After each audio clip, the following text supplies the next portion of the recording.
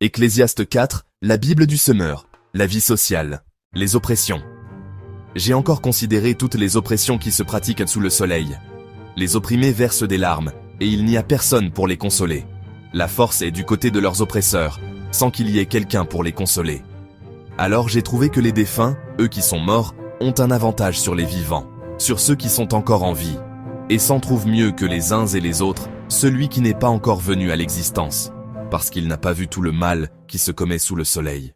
Sur le travail, j'ai aussi constaté que tout labeur et que toute habileté que les hommes mettent à leurs œuvres sont motivés par la rivalité des uns envers les autres. Cela aussi est dérisoire, autant courir après le vent. Celui qui se croise les bras est un insensé, et il se détruit lui-même. Il vaut mieux une main pleine de repos que deux mains pleines de labeur, que de courir ainsi après le vent. J'ai encore constaté une autre chose dérisoire sous le soleil. Voilà un homme seul qui n'a personne avec lui, ni fils, ni frère. Et pourtant, il travaille dur sans jamais s'arrêter. Jamais ses yeux ne se rassasient de richesse. Pour qui donc est-ce que je travaille si dur? Pour qui est-ce que je me prive de bonnes choses? Se dit-il. Cela aussi est dérisoire. C'est une bien mauvaise affaire. Mieux vaut être à deux que tout seul. On tire alors un bon profit de son labeur. Et si l'un tombe, l'autre le relève. Mais malheur à celui qui est seul et qui vient à tomber sans avoir personne pour l'aider à se relever.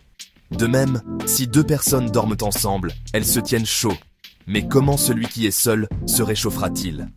Un homme seul est facilement maîtrisé par un adversaire, mais à deux, ils pourront tenir tête à celui-ci. Et une corde faite de 3 cordelettes tressées n'est pas vite rompue. La vie politique. Mieux vaut un jeune homme pauvre mais sage qu'un roi âgé et insensé qui ne sait plus écouter les conseils. Mais que le jeune successeur soit sorti de prison pour accéder au trône, ou encore qu'il soit né pauvre dans le royaume. J'ai constaté que tous les humains qui vivent sous le soleil se rallient à lui lorsqu'il prend la place du roi.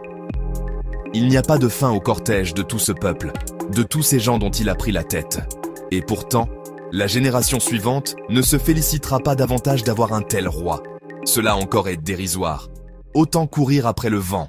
Sur la piété, veille bien sur tes pas lorsque tu te rends au sanctuaire de Dieu.